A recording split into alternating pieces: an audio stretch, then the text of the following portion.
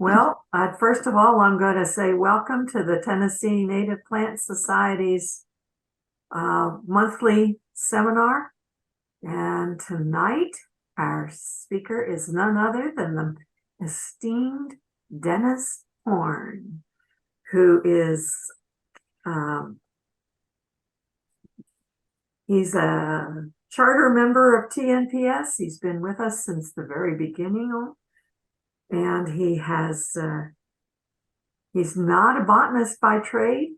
He's an engineer, and he fell in love with our native plants and has really dug into it to the point that he is considered an expert by many people. And he's also the lead author of our field guide, our Wildflowers of Tennessee field guide, which is available all over the place at Barnes and Noble and lots of other bookstores. And it's available sometimes through members when you see me or Dennis or Bart or a few of the board members.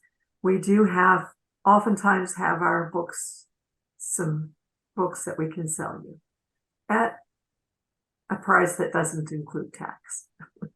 We're not required to collect the tax. Only the booksellers are. Okay. Dennis has been around a while. He knows his stuff, and I'm sure he's going to tell you some wonderful stories about our beautiful orchids. We have in excess of 50 native orchids here in Tennessee, and they are all gorgeous, some very tiny, but they're all beautiful.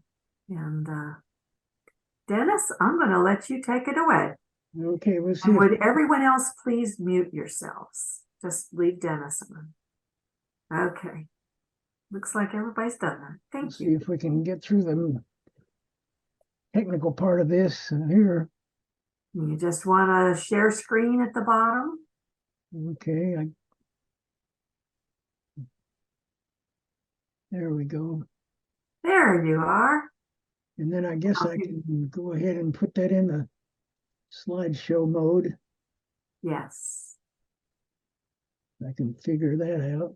It's to the left. Okay. Oh, there it is. No, it moved. Let's see, is that going to work? That's going to work beautifully. It's perfect. Okay. All right, I guess we're ready to roll then. I think thank you for having me do this program. I put this together last spring for the Orchid Society of Middle Tennessee. They realized they didn't know as much about their native Tennessee orchids as they did about the tropical orchids. And so while I had this together, I thought, well, maybe it would work for the series that we do, that Karen has put together here, these monthly seminars, or that's not the right word, but anyway. Seminar works. So this will kind of be a review then for the Plant Society. I think the Plant Society knows a lot more about these orchids than the Orchid Society does, as it turns out, which kind of surprised me. But anyway, so we'll, as Karen says, there's like 50 orchids and a couple of varieties, and we're just going to run down through them. And the orchids are, and all plants for that matter, are a strong function of the geology of wherever it is. And Tennessee has a lot of interesting geology, all the way from the flatlands of West Tennessee to the high mountains of the east. And as the terrain changes and the geology changes and the landforms, the orchids take advantage of that and find their niche. Turns out that all 50 orchids that grow in Tennessee can be found really from the Highland Rim. That's this light green section right in here. From there east, every orchid that occurs in Tennessee is from that point east. But it turns out there are 3 counties in the state of Tennessee that have 50 or more rare plants. This not only orchids, but all plants that are rare. There's just 3 counties that have 50 or more rare plants, and coffee is one of them right here. Sevier County, where the Smokies are, is the second one, and the third one is Carter County, where Roan Mountain and Holston Mountain occur. Those 3 counties alone account for 80% of the orchids that occur in the state. And believe it or not, Coffee County by itself has 60% of all the orchids that occur in Tennessee. There's 31 species that occur in Coffee County. But basically the orchids occur all across the state. West Tennessee, west of the Tennessee River, has 2 species that occur more frequently there than anywhere else in the state. And West Tennessee has 23 species that occur in at least one county in West Tennessee, and 23 species is almost half of the orchids of the state. And it turns out there's 11 species that occur all throughout the state, from west to east. There's 11 species. So that's just kind of some of the statistics of where the orchids occur and why the geology of Tennessee favors them. In this case, a little more in East Tennessee than West Tennessee, but we have orchids from one end to the other. I'm going to present these alphabetically by genus. And let me see if I've got the genera or the genus name down here in the corner, but I don't think you can see it the way the bars run across the bottom.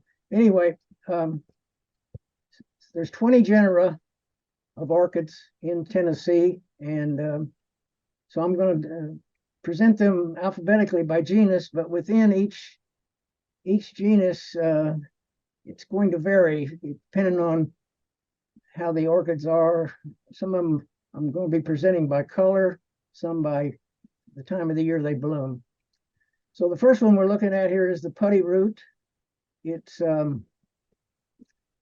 guess it gets the name because the tubers can be made into a paste like putty, and it blooms about the 1st of June, just as the leaves are fading away.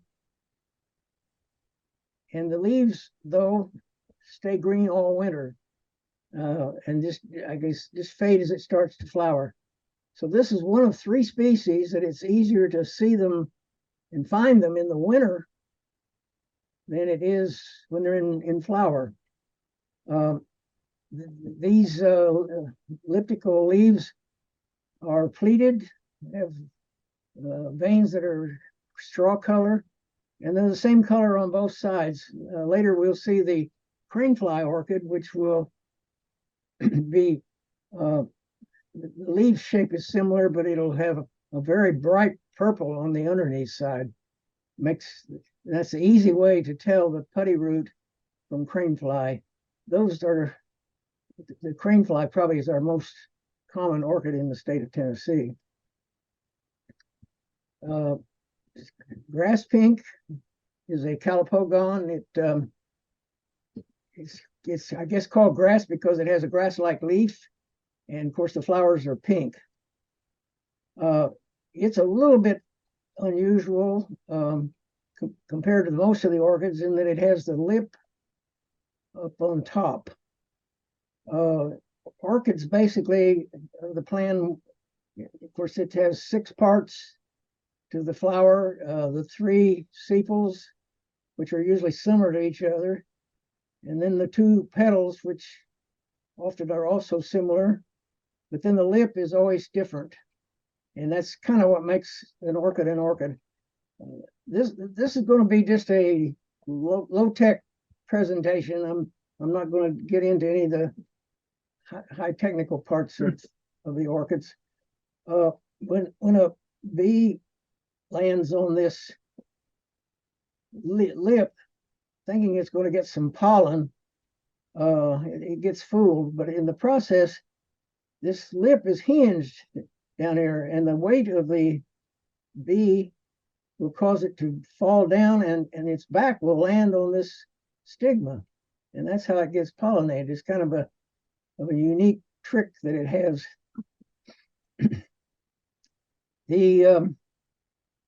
This is a species that was described, maybe 30 years ago, and the person that described it came through and annotated the herbarium specimen. They found 2 from 1930, one from Coffee County and one from Van Buren County, that he said were this Oklahoma grass pink. Now, nobody in Tennessee that's living today has ever seen this flower in bloom, and it may never have been in Tennessee. But because he annotated these 2 specimens as this species, it's become a part of our flora, kind of by definition. This picture was taken, I was on a trip with Bart and some others. This was in Arkansas, somewhere between Memphis and Little Rock. I don't think it occurs there anymore. It's kind of faded out there, but this was in a prairie there in Arkansas. Now we have 3 orchids that we call Pogonia, the common name of Pogonia. They probably originally were in the Pogonia genus, all of them, but now only one is. This one is called the spreading Pogonia because these sepals up here, kind of brownish or wine colored, or they spread out. So those are the sepals. The 2 petals are right here, forming a hood over the lip, and the whole thing then gets kind of put into a more of a tubular flower. We can find these at AEDC when we have our field trips out there. And by the way, the good way to see orchids is to come on our field trips. We have a lot of them focused on orchids, and all across the state from different times. And this one now is a very rare plant. I think it only occurs in one county in Tennessee. That's up in Carter County. And so it's this photo I took in Minnesota. In fact, I never saw this in Tennessee until this year. I did get to see it, and it was past its prime, so it wasn't showy at all, or it wasn't photogenic. So this picture was taken near Lake Itasca in Minnesota, and much common. This is a northern species that just barely gets into Tennessee in the eastern mountains. Now we have 4 species of coral root that are in 2 different genera. 3 of them are in this Coralariza. I wish you could. These bars running across the bottom is keeping me from seeing the genus Latin name. I assume you can't see it either. We can see the genus. You can see what? We can see the genus. I still can't understand you. We are able to see the genus. Oh, okay. Well, good for you. I guess my computer is just like everything else with me. It's not up to date. Anyway, this species, or all the coral roots for that matter, have no chlorophyll. They used to be what they called saprophytes, but now that's no longer a good word. They have a symbiotic relationship with fungus and other subterranean organisms that will furnish them their food and their livelihood that they need to exist. And this one blooms in April. It pretty much all across the state, kind of scattered all across the state. And then this one blooms in the summer and is only in 2 or 3 counties in the upper Northeast, although it's very common across the northern states and even most of the Rockies in the western states, but very rare again in Tennessee. And then the third one in this genus is the autumn coral root that would be blooming mostly like September. It basically, the flowers for the most part don't open. They tend to be self-pollinated. So you don't see much of a flower. It's just mainly the ovary that swells up and produces the seed. Now the lady slippers, there's 5 of them that I'll show, and they are the third most common genus in Tennessee. And this one probably is the most common of the species. It has 2 basal leaves and a naked scape that has a pink flower or pink moccasin at the top. This one is a northern species that just barely gets into Tennessee in a couple of the eastern counties. It's more common like in Minnesota and Michigan and so forth. Beautiful lady slipper. It's the only lady slipper that has white petals and sepals. All 5 of the petals and sepals are white. It can be a single flower, as you see here, or it can be one plant with 2 flowers. And a two-flowered plant is fairly common. It happens quite frequently. The Kentucky lady slipper is our largest yellow lady slipper, maybe our largest lady slipper period. It has a very large opening in the top. It was not described as a new species until 1981. In fact, Tom Patrick and I found this in Tennessee up in Scott County about 3 months before it was described as a new species. The large yellow lady slipper can sometimes come in colonies or clumps like this, but more frequently it's just a single plants. People have asked me, what's my favorite wildflower or what's my favorite orchid? And I'd have to say this is it. It has a very well formed slipper. It has a beautiful bright yellow color. It has those twisted lateral petals. It's like a shoe that's all laced up. It's the entire package right there to me. We also have a small yellow lady slipper that's only about half the size of the large one. Occurs a lot in the same type of habitats, but usually they don't occur together. But they're just varieties of each other because they can sometimes run from one to the other.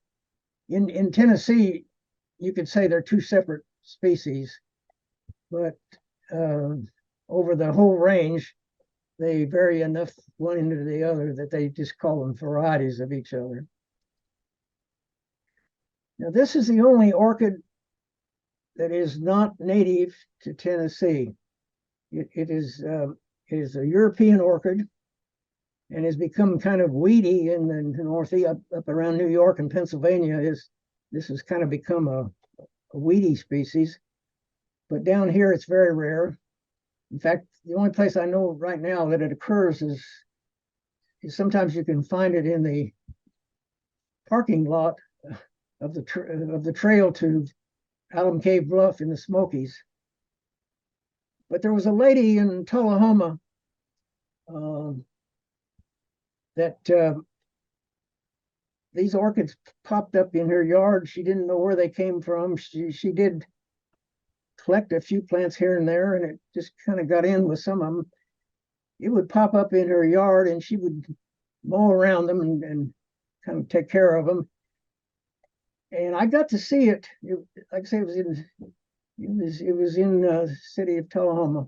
Then she moved out to the lake, and she tried her best to transplant them and take them with her out to the lake, and that was never successful. And of course, the house in town eventually got sold, and it got turned into a manicured lawn, and we have this orchid in Tullahoma no more. But that's our only non-native species that we have in the state. The showy orchis is it has the petals and sepals make up this magenta colored hood that hangs over the top of the white lip. For years, this was in the orchis genus. And then somewhere along the line, they decided that there are no orchis genera, no orchis species in North America. They've all gotten renamed to something else. And so the orchis genus is basically reserved for species in Europe. You can see this quite frequently along the lower elevation trails in the Smokies. It clumps up, and you can see a lot of them. I've seen it in Coffee County, but it's very rare to find it. That's the best place to see it, is in the Smokies. Now, the rattlesnake plantains are the Goodyear. We have two of them. This one is the small one. It's the rarest one. It's in the high mountain counties along the North Carolina line. It has kind of the net vein leaf pattern, but not to the extent that the other species does. The flowers look something like this. This is the lower half of that. The lower half of this inflorescence is what you're seeing here. And then when you get still closer, this is what they look like. Very, very beautiful once you get close enough to them. It has this pouch-like lip here.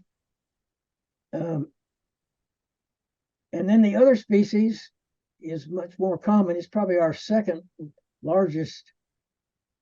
I mean, as far as frequency, it's probably our second highest frequent you find in Tennessee is this species.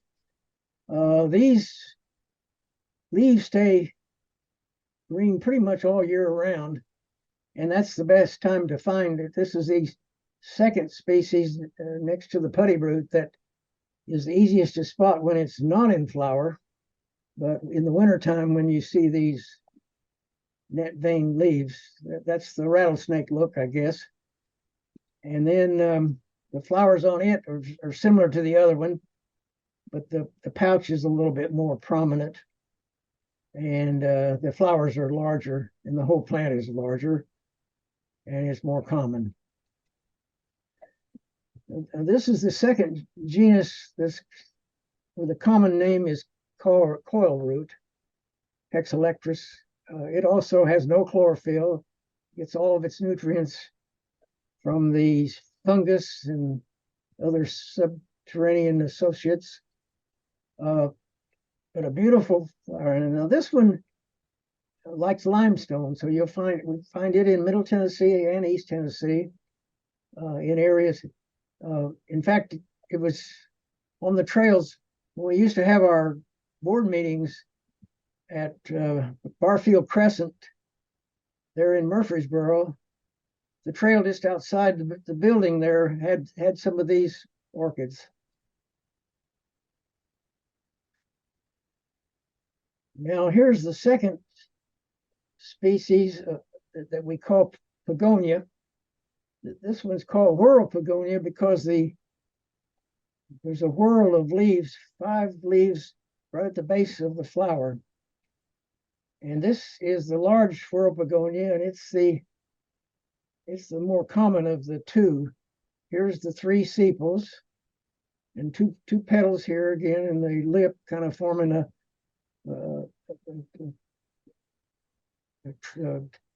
trumpet-shaped type flower. Now, Alice had me hold this and point it towards the camera so that she could see down inside the flower of this large whirl Pagonia. I questioned whether what she was really doing was checking to see if I had dirt under my fingernails. But anyway, this is a picture she took 2 or 3 years ago. And this is the small whirl Pagonia. It is rare throughout its range. It grows all the way from Georgia to Maine, but it's every state where it grows it's considered rare.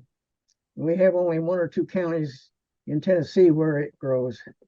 I took this picture in Georgia. It blooms 3 weeks after the large whirl Pagonia. So a large whirl usually blooms around the 20th of April, and this would be like the 10th maybe of May. And by then the leaves have fully expanded. And you noticed here they're not fully expanded. So that's part of the difference is that. But this one also comes in doubles. Not that infrequent. I mean, when you're in a place where these grow, often maybe 15 or 20% of them will have the double flower, and they point in opposite directions, just like you see here. Now the tway blades, we have 2 genera and like 2 species in each genera. Tway means 2. I guess it's an old English name. Tway means 2, and blade means leaf. So it's saying 2 leaf, and all the plants have 2 leaves, usually a third of the way up on the stem or down low, usually at the base of the stem somewhere. This one's a lily leaf tway blade. I guess the leaves look like lilies. But Alice has a really nice photo of the flowers. I really like this photo. It's got the 3 sepals. They're kind of greenish, narrow. The 2 lower or lateral sepals kind of form a platform that the lip lays on. The lip is kind of a wine colored, very, very wide and very thin. And then the strange thing is these petals. This is the petal. It's a thread-like maroon petal. And there's one on each side, and you can barely see the second one over here. Here you can see these 2 down here and over here. And here's the 2 right there. There's really thread-like petals. I think that makes this plant very interesting. The other tway blade that's in the Liparis genus is this one. It's a northern plant that gets into Tennessee in a few counties, and it's yellow or greenish yellow. And here's the two leaves, the tway blade part of it.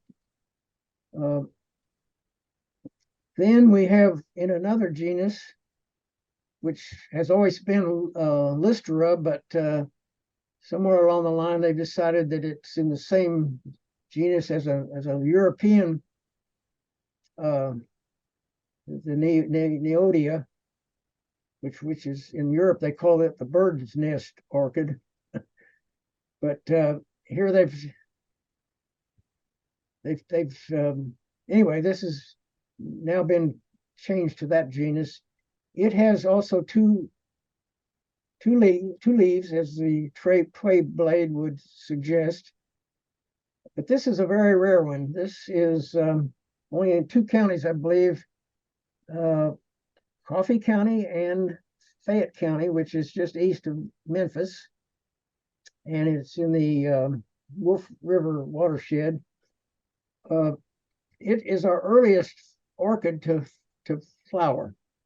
It sometimes it's always in March or even earlier, but it's our earliest orchid species to flower each year. And the other species is up in the high mountains in East Tennessee. Small's tway blade or Appalachian tway blade occurs. You usually find it. It's rare, but you can find it under rhododendron, a lot of times in sepia areas under rhododendrons. The green adder's mouth is it's a Malaxis. This looks like a big plant, but this whole plant from top to bottom is just 3 inches. It has 1 solitary leaf near the base. And then it has this cluster of very tiny flowers. And really the flowers, you have to look down from the top to see the open part of the flower and what it I mean, it really faces the top. So that's where we can see it. We see this at AEDC. When we have our orchid trips to AEDC, we always find 5, 6, or 7 orchids all about the first part of June, 1st of June. And we usually always find this, but it's not out under the power lines where the others are. This one's in the woods. But we almost always find it, and it's the time of year when it blooms. Now, our largest genus of orchids in Tennessee are the Pentantheras. And they are either called rain orchids or fringed orchids. And I'm going to show these by color.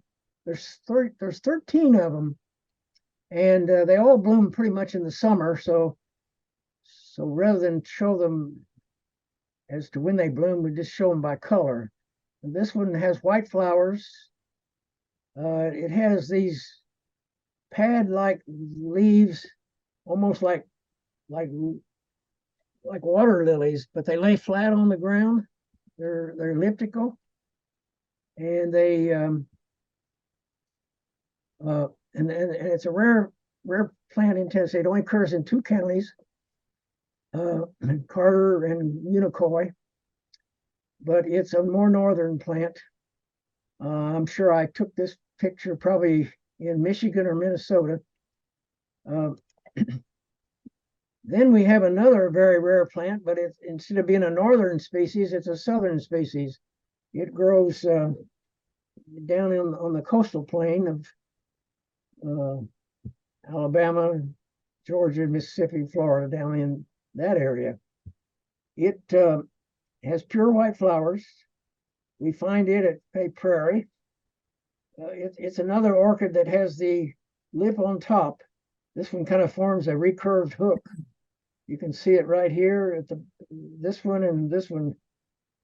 The lip shows very prominently, and the rest of the sepals and petals are down on the bottom with the lip up on top.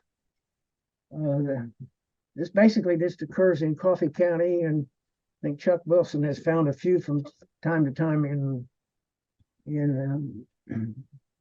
Warren County next door.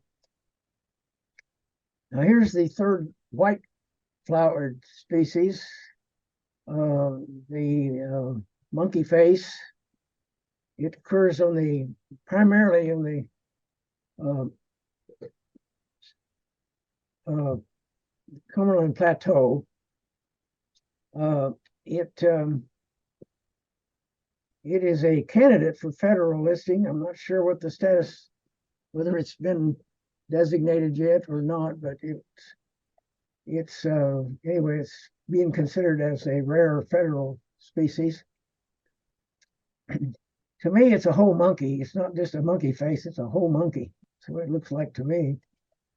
Now we have, this is one of two species that's more common in West Tennessee than anywhere else in the state.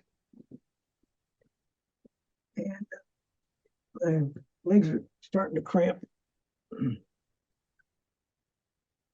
But it's it's a more southern species. The flowers are kind of yellowish green. And the other variety of this is the northern one. It occurs more in central and east Tennessee. And the big difference are these these bracts. Well, these are much longer than the flower, whereas this one, they're shorter than the flower.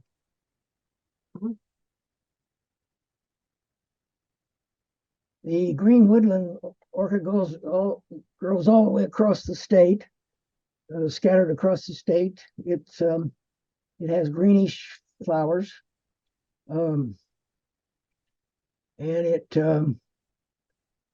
grows a lot in on the wet stream banks. This one blooms in late spring and on into the summer. It's not only fringed, it's lacerated. It's really fringed all the way down into the very lacerate. The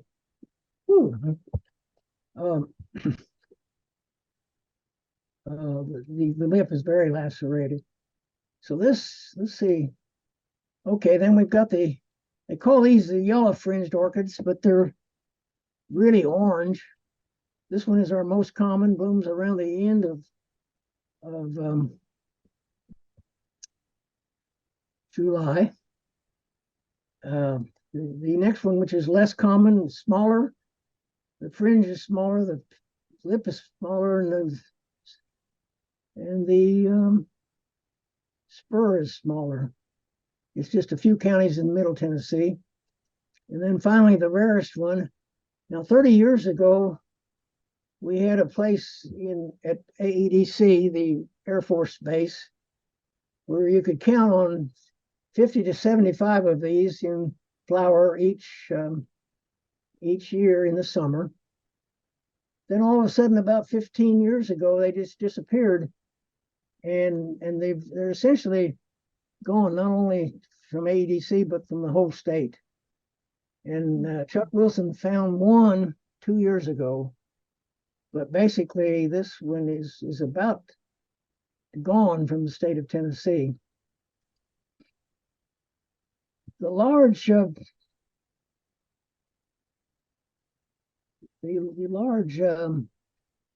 purple fringed orchid is just in 2 or 3 counties in upper East Tennessee. And it blooms like in late May. But then the smaller one you can find in all the higher elevations along the North Carolina border. One place you can find it usually around the 4th of July is on the road to Klingman's Dome, just in the wet ditches. It's fairly reliable to be able to find it.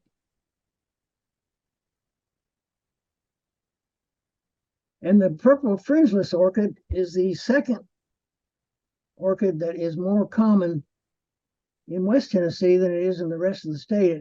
It occurs all the way from one end to the other, all the way from the county where Memphis is to Johnson County at the very far corner, but there's more of it in West Tennessee than anywhere else in the state. Mhm. Then the third begonia is the Rhodes begonia. I love this photograph. This was taken by Mary Schaffner, another TNPS past president. I don't know where this photo was taken. I love this group of three that she was able to put together. This has of course, the lip, and the two petals are kind of small, and then the three sepals are larger. You can find a lot. This is a rare plant. This is an endangered plant in Tennessee, but you can find a lot of it at AEDC under the power line, and we see it every time we have a field trip there. We see hundreds of these in that one area. It's just it's a small plant. I mean, it looks big here, but I guess the tip across here is maybe 5/8 of an inch or something. It's fairly small. Now the shadow witch was never been found in Tennessee until about 40 years ago. And we were on a TNPS field trip down, it was on Turkey Creek above the walls of Jericho. That's in Franklin County, just right above the Alabama line. And we were looking at a sepia area that had southern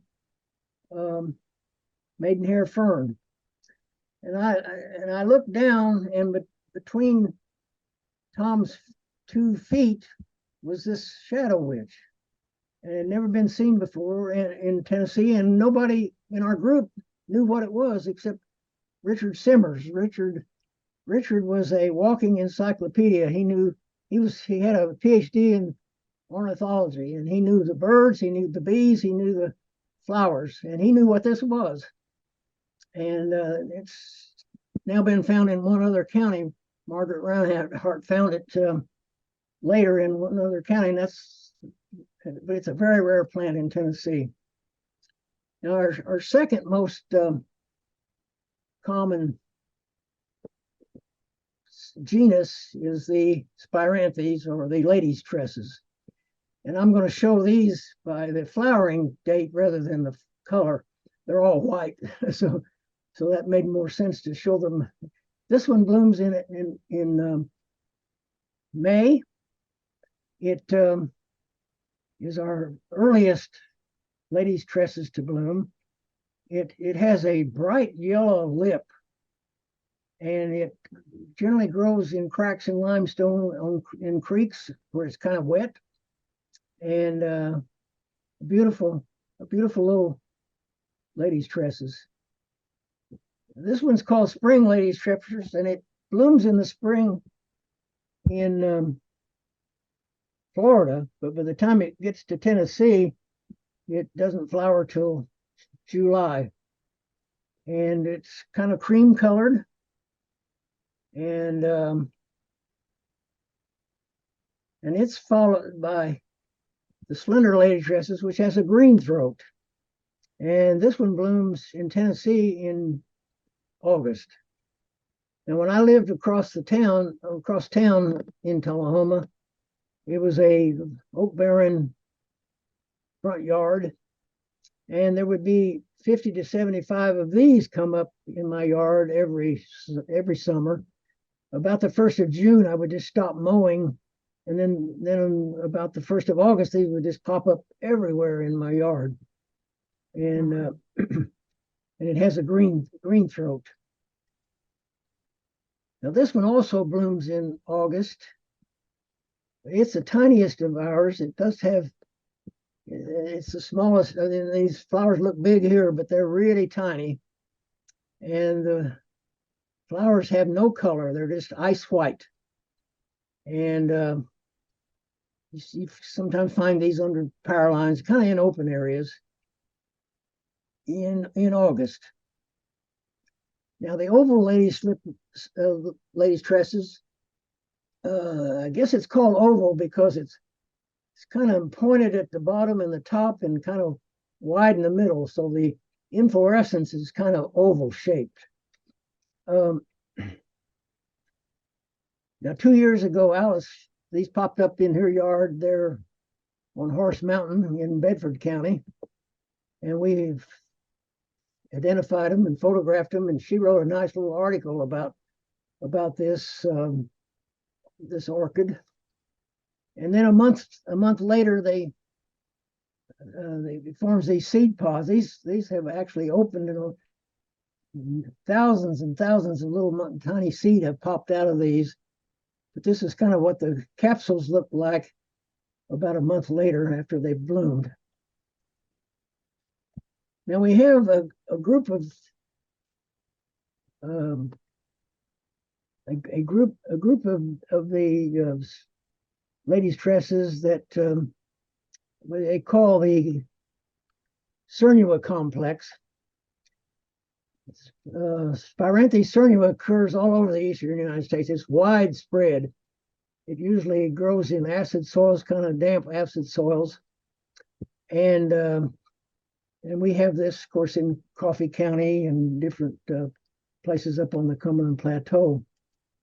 But in the 1990s and early 2000s, we were finding these plants that we were trying to call the Great Plains ladies' tresses. This is the one that grows in the west, in the plains to the west, and finally Bart had this plant that Dr. Shaviak finally said, yeah, that's Magna Camporum, and so it became a part of our flora in either 2005 or 2006, and still rare in Tennessee, but it is now part of our flora. Then there's the yellow lady's tresses, that is a more northeastern species that just gets into Tennessee kind of in the eastern counties. It's similar, but more of an orange yellow. And then there's the last one I'm going to show is this marsh lady slipper, lady's tresses, or fragrant lady's tresses. Has a very sweet fragrance. It kind of grows in wet areas, kind of in colonies. And it also is found just in 1 or 2 or 3 counties in East Tennessee. One, in fact, just outside of Knoxville. Now here's the third species that you can find easier in the winter than you can when it's in bloom. This is the cranefly orchid. And you can see here that when you turn this leaf over and look on the back, it's purple. And so you can easily tell it from the putty root by the bright purple on the back side. It's just there in the wintertime. And by the time it flowers around the 1st of August, the leaf is totally gone. The flowers are very drab colored, about the color of the leaf litter. And this is our most common species in the state of Tennessee, but often overlooked and hard to find because of its color and because the leaf is not there when it's in flower. Now the individual flowers are strange, and they're not symmetrical. They're kind of cocked to one side. I don't know whether that's the way craneflies are, but that's the way this orchid is. It has a very long spur that goes on back well past the stem that it's attached to. Now this is the last orchid. This is the three birds orchid. I think this is a beautiful photo taken by Dick Suey. He was an orchid amateur like myself from Michigan. And but it's called three birds orchid because often the flowers do occur in threes, although that isn't always the case. The interesting thing about this orchid is that it has kind of a synchronization. It's synchronized kind of to a weather event. The buds will swell up and get ready, and the flower will get ready to bloom, to open, but it'll sit there and wait until a cold front comes, and when the temperature drops about 10 degrees, then in 24 to 48 hours, all of those that are ready to flower will all flower the same day. They all synchronize to flower the same day, and then it'll just be bloom. It'll just bloom for one day, and then it'll wait for another synchronization, and then there'll be another. Sometimes there'll be as many as 3 waves of this to bloom. Again, when I lived over on the other side of town, I had 3 different years when these come up in my front yard, and so it's sometimes very hard to find, and then yet here it was right in my yard. Now, all of the, 41 of the orchids in Tennessee we have a photograph in this book of 41. We have 6 more that we describe and talk about. So altogether, we have 47 of the 50 orchids that occur in Tennessee are in this book. It also has good coverage of the trilliums, the milkweeds, and a lot of the Middle Tennessee cedar glade plants are in this book. When this book was published in 2005, most wildflower books of this sort had about 400 or 500 color photos, and we wanted to give better coverage to a lot of the flower groups as well as the cedar glade plants, and so we got 800 color photos in this book, and then we describe another 450 species to bring the total up to 1,250. This book was just reprinted in February, and we included some updates with it, and we tried to take care of all the corrections that we had. Let me see what I'm doing here. We'll go back to where I'm about done, so I don't know that I need to go back. What I wanted to say is, I'm through with my presentation, but I want to give the orchids themselves a chance to talk to you just a minute. Most of the orchids in Tennessee like where they are. They like their home. For the most part, they're doing well. They have caregivers that take care of them. The fungus and other organisms that live in the soil take care of these orchids, and that's a happy coexistence. And if you try to bring them home to your house, to your place, you have to bring the fungus with it. And but the trouble is you can't see the fungus. It's underground, and about the only way that you know that the caregiver isn't happy is if the orchid dies, because it's not happy. So the orchids really ask you to help them protect their habitats where they occur naturally, and that will help them to continue to exist, and be happy where they are. And so that's all I have. Try to answer some questions best I can. I'm sorry, I all of a sudden my legs started cramping, and I wasn't sure what I was going to do about it. I just tried to kind of suffer through it. But anyway, thank you so much, and I'll try to answer any questions. In the chat section, we have a few questions or comments, actually. One is, love all the stats you're giving about the occurrences. And that's from Terry Joyce. Todd Crabtree says that the Plantathera integralabia, integralabia, Plantathera integralabia is now federally listed, and we are able to get funds to work on recovery efforts. That's good news. That's great. Thanks, Todd. That is great. Yeah, I knew it started out as being a candidate for listing, and I just didn't know where it finally wound up or whether it had been actually listed. So that's great. Great news. Another comment is very nice shadow witch photo. Angela Carter has a question. Did Plantathera integra come up and bloom this year? You're saying Plantathera integra? No, I don't think it did. I think I would have heard from Chuck Wilson if it had flowered this year. No, I don't think it did.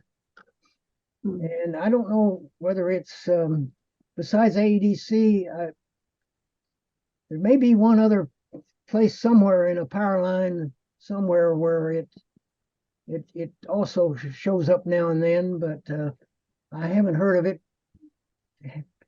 flowering this year either. Another comment, yes, the stats were awesome.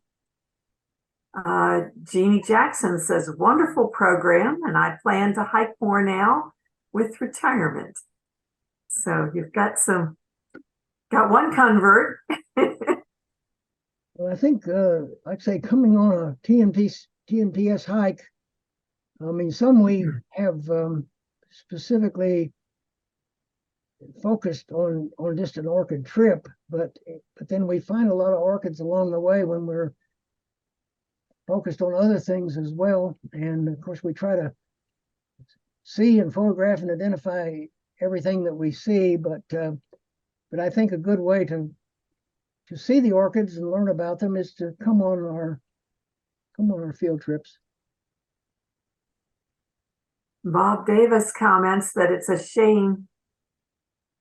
Excuse me. It's a shame that, I think he means TVA, uses chemicals on their power lines to stunt growth. Yeah, we all would agree on that. Bettina says, thank you, Dennis, for a lovely presentation. And Terry Joyce says, yes, look forward to many hikes with Dennis in 2024. Okay. Are there any other questions that if you would like to, you can unmute and just ask? No, I think there's two more already. People lady slippers? What are people lady slippers? I think it means autocorrect can be a pain. Oh, yes, it sure can. So you have to kind of read with that in mind. I have many purple lady slippers, probably pink lady slippers in my woods, but they don't all bloom. They just bloom every so often.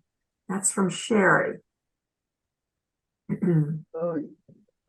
I guess pink lady slippers are probably our most common lady slippers, but they're the most particular about where they are, and they almost never survive if they're relocated. And even while they will bloom in one area for a while, and then they'll go away, and then they'll pop up somewhere else, and they'll go through several years and then they'll go away, and they just keep moving around. But they somehow are able to move around on their own, but somehow when we try to move them to where we want them, they're never happy. Mm-hmm. But they, yeah, they're interesting. I mean, I know that that spring coral root, the Worcester's coral root, of course it's scattered across the state and pops up here and there. But one year when the Old Stone Fort, there where the visitor center is, they got a little license plate money to put in a little wildflower garden, and they mulched it down with wood chips, and those those Wister's coral root came up by the hundreds that year, and then they disappeared. You know, maybe a year or two later they disappeared. But that one year they just really blossomed because those wood chips were put down, and it was strange. It was just an example of where we really got just a explosion of orchids, and totally by surprise. Wonderful. Bob Davis also comments, grass cutters are using broadleaf weed killers on yards, many full of sporanthes. Yeah, it's unfortunate. We'll never know all the things they're killing. April Moore says we just this year found Sporanthes ovalis aristolata at our farm in Giles County. We are quite surprised. We had found Sporanthes lacera previously. Well, you might want to let us have a field trip to your farm. That's right. That could happen. Richard knows. Absolutely. Which Spiranthes did you have there in Giles County? We had lacera at the edge of our field, but then later I was surprised when we found actually Sporanthes ovalis aristolata, the southern oval ladies tresses, and I only found one, and of course then I went into a mad panic going, there got to be more, but it was the first time I'd seen it there. I was surprised. I was very surprised. Okay, very good. Cynthia Rohrback comments, really enjoyed your presentation, Dennis. Robert Davis says we found Three Birds orchid blooming on the Spruce Flats Falls Trail at Tremont one August. Okay. Terry Joyce, I may have missed what ladies' tresses blooms late in the year, like September, October. All in that Surya complex. Those last four that I showed are the ones that bloom from September to usually the last one to flower is the Magna Camporum, and it'll bloom on up into the first week of November. It is the very last orchid, very last orchid to bloom in Tennessee, whereas the southern Twayblade is the earliest one to bloom in Tennessee. Bettina comments the Noah Bud Ogle Trail in the Smokies has hundreds of pink lady slipper leaves, but only a few bloom. Actually, I saw quite a few bloom this past spring. Yeah, they,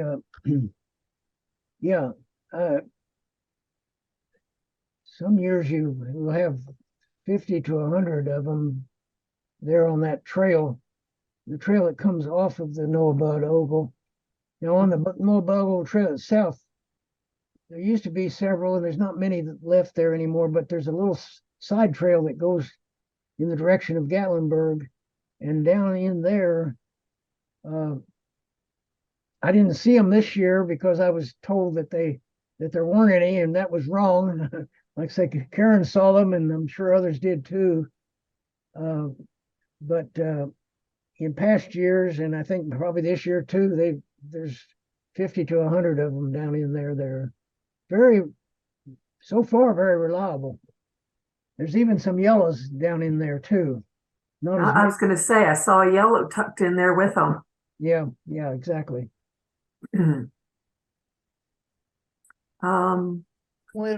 Richard Hitt says, for certain Sporanthes species, I've read that the direction of spiraling, right-handed or left-handed, is random, i.e. both types of spirals occur for certain genera. Are there any Sporanthes species that always spiral in the same direction? I really don't know. And there are some of them, like the Spiranthes lacera variety Gracillus, The one I had, 50 to 75 in my yard, they would, some of them would spiral very tightly and others wouldn't hardly spiral at all. They would just, might make from top to bottom, they might make one turn. They're very variable as to how much they spiral. I never did look at the direction that they spiral, but I know the amount of spiraling can vary significantly, even with the same species. Okay. Bob Davis comments, from looking at Sporanthes, they do not bloom every year, but usually several years apart, like 5 years. Okay. Well, they can vary a lot. Like say in my yard where I was for 35 years, they were very consistent every year. Now the spring ladies tresses, the vernalis, it would just be occasional. I mean, I might have one year, none for 2 or 3 years, and then maybe 2 or 3. I mean, they were very sporadic. But the Lacera was very prolific every year. Okay. When you Holly Taylor commented, thank you, Dennis. I hope to finally join you all on a field trip this next year. So you'd be welcome, Holly. April comments, the Sporanthes ovalis arostelata we found at our farm didn't start blooming until September. Definitely one of the later ones. It blooms in September. That's its month to bloom. It's scattered, I think, all across the state. Spiranthes look a lot alike. They're all the same color and some of them are very hard to tell one from another. The thing about ovalis that I find, it has for those that bloom in September, it has flowers that are 7 millimeters long, whereas all the others in that Cernua complex have flowers that are 10 to 12 millimeters long. So you can tell them apart by the size of the flowers. The other thing is most of the Spiranthes that bloom in fall, there's hardly any leaves. I mean, most of the leaves have already just dried up by then. Ovalis almost always has leaves, and they're strap-like. They're long and very prominent strap-like leaves. I think those are the 2 ways that I tell ovalis from all the other Spiranthes. And like I say, they almost always bloom in September. And April had a comment that made me laugh. Orchids are kind of like cats. Good luck getting them to follow your plan. Yeah, they have a mind of their own, and I think they take their directions from their caregivers. Not from us, but from their caregivers. Fungal caregivers. watching the tipularia is a very intricate thing, and they come out with a certain symmetry. So do many other orchids, but they are spaced in such a way that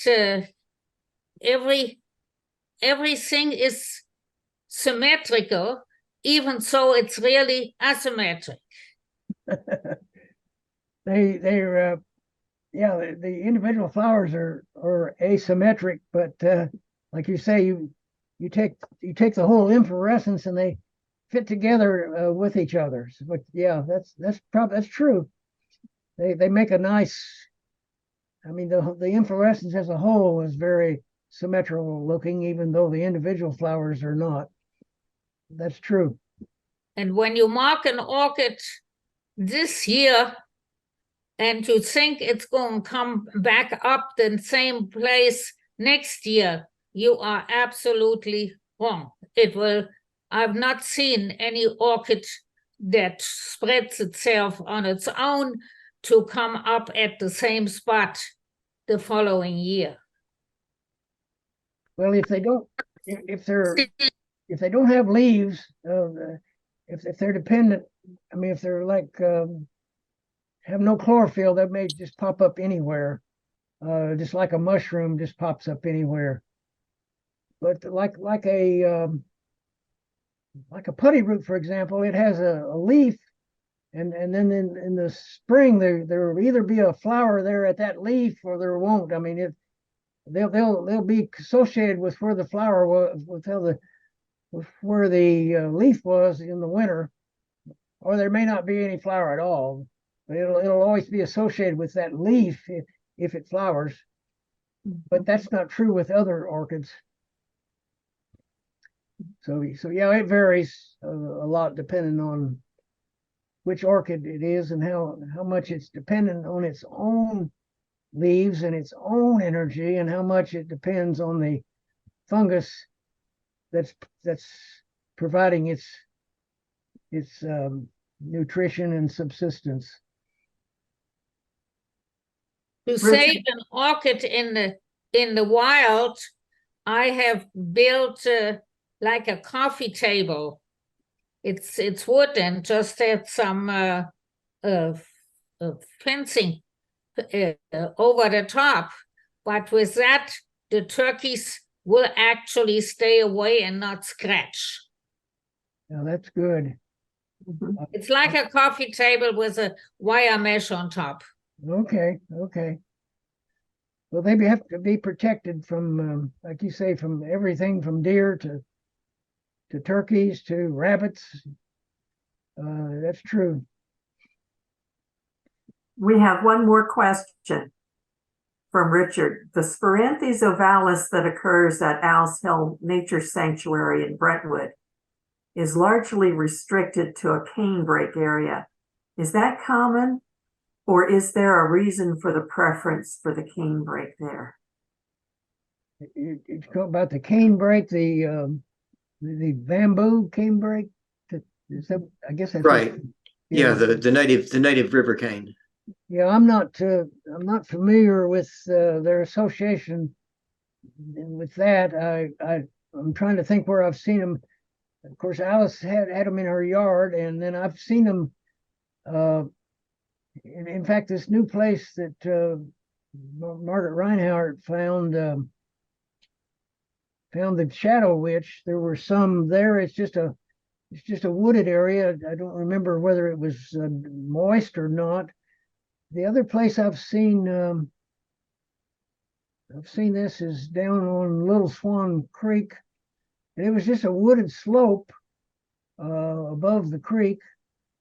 I mean, I can't remember any particular associated other plants with them. It was just like a wooded, semi-dry slope. And that's all I remember. Like I say, those are the three places I remember seeing them, and I don't remember anything that was special or any other plants that were associated with them. We once saw it on a parking place. At your place? On a parking place on one of our outings years ago, the Shadow Witch. Oh, gosh, I don't remember that. I just really know of it in those two places. And yeah, one of them used to be able to drive to it, which was really convenient. You can't do that anymore because it's been gated off. But one of them you could almost step out of the car and be stepping on them. But I guess those days are over. Bob Davis commented that colonies seem to indicate where conditions are good, but solo plants do not find very good conditions. Yes.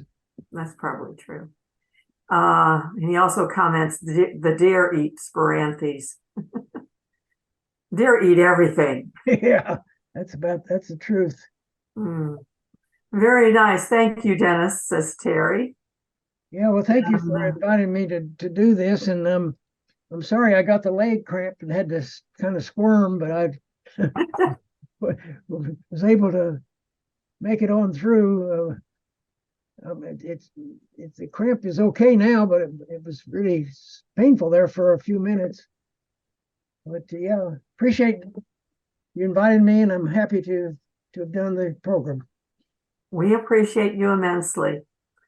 Tom Wellborn comments that TNPS should work with Great Smoky Mountains to change their mowing to support the native wildflowers. I thought they were pretty good about wildflowers. I don't know if they do or not. Of course, the Smokies have so many habitats that are not right on the roadsides that I'm not sure how much they pay attention to the mowing and the flowering, but I know certainly like in Texas, they really pay attention to their mowing cycles and try to get the bluebonnets and the paintbrushes, to be very showy every year. But it's not that easy. The flowers in Tennessee are not that easy to synchronize to the mowing. Okay, one comment was there was some inopportune mowing in Cades Cove this past season. Okay. Lots of comments with thank you, Dennis. I really enjoyed your presentation. Great presentation. Very nice. Thank you, Dennis. You're welcome. Lots of thank yous. And I think everyone has very much appreciated what you've shared with us, Dennis. Thank you for closing out our year's worth of presentations. We'll be back in January, and I'm sure that'll be posted very soon.